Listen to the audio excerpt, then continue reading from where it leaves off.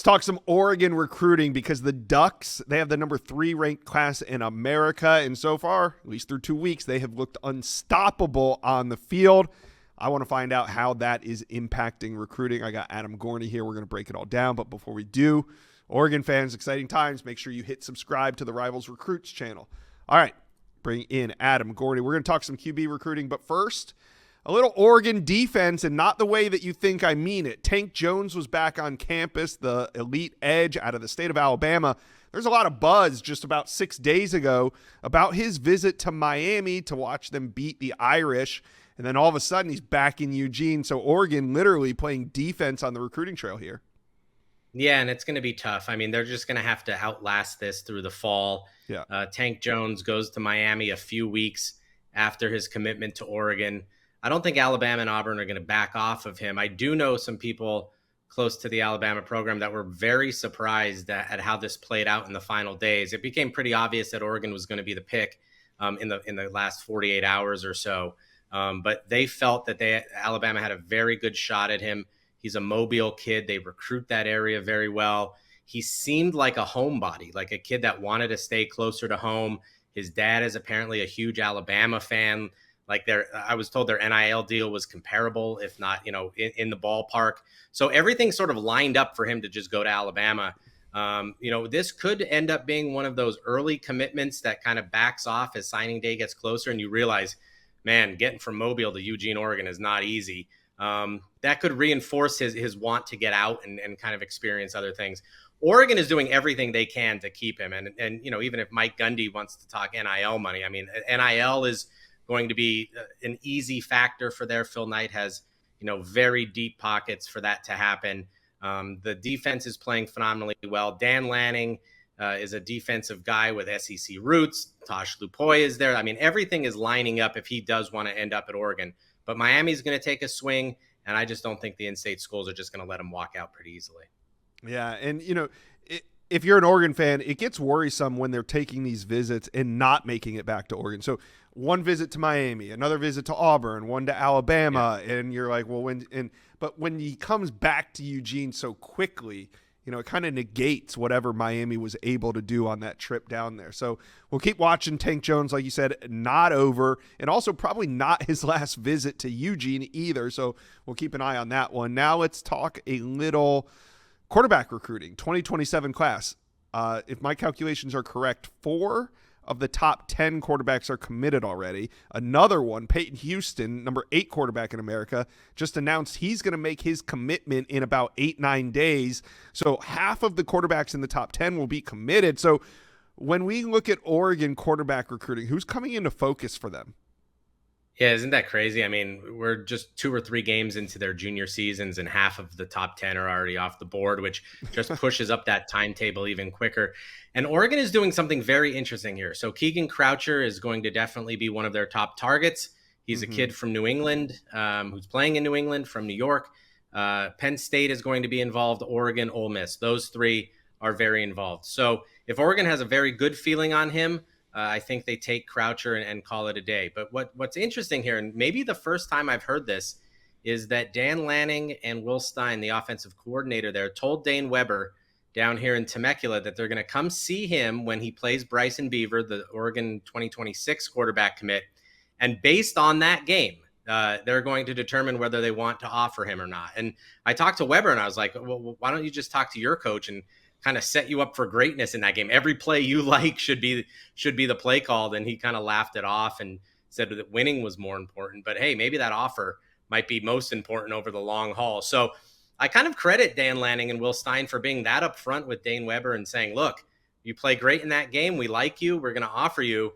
If not, we're going to move on to somebody else. And Weber appreciated it as well, because recruiting could be stringing along as much as anything else and come visit and throw for us at camp and all those other things. And Weber seems pumped up for that game in October. And I think it's going to be a very interesting situation to see how it plays out.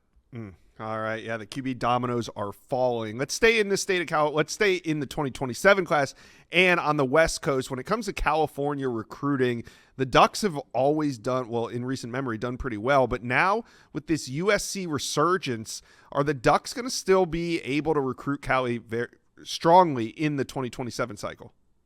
Yes, yes, and now it used to be all USC. Pete Carroll used to call in, beckon in about 25 of the best players in Los Angeles, and they'd all show up and be excited and come in and commit and play for Pete Carroll. And then USC went through a massive drought of years of just not doing anything, and in that void came Oregon with all their money and their flash and their glitz and glamour and their wins and all of that stuff, and came in and landed a lot of the elite players from California. You just go down the list. Just think of defensive end Kayvon Thibodeau goes up there. Yeah. Mateo goes up there. I mean, down the line, you could just go down the list of players that were phenomenal from Southern California that ended up at Oregon. Now that USC has a much more aggressive recruiting staff, they're winning again, and they've played some patsies here, but it'll get interesting once they get into the Big Ten season. If they could more than hold their own, if they can continue to build that, their recruiting department is phenomenal. But that does not mean Oregon's, going to give up. A lot of the players have already established great relationships with those guys. They have people from Southern California on the staff, and Rashad Wadood and some other guys. They love Dan Lanning, the youth of that staff. So I think all of that kind of plays in together. Now, USC has countered that by saying you could have youth and a lot of guys that potentially will be head coaches one day. We're going to bring in guys that coached Aaron Donald, and we're going to bring in Rob Ryan, and we're going to bring in NFL experience to an NFL city with the biggest NIL budget you could possibly imagine. And so I think that's going to be the great, counterpoint that Oregon and USC meet on the recruiting trail of who wins out for which players. All right. So obviously Oregon dominates Oklahoma State over the weekend in dominating fashion. I mean, Dan Lanning really put it to him, but it got me thinking, did Mike Gundy inadvertently maybe help Oregon on the recruiting trail? I mean, calling Oregon the kings of NIL, like that sounds like a recruiting pitch to me. Yeah. For Oregon. Yeah.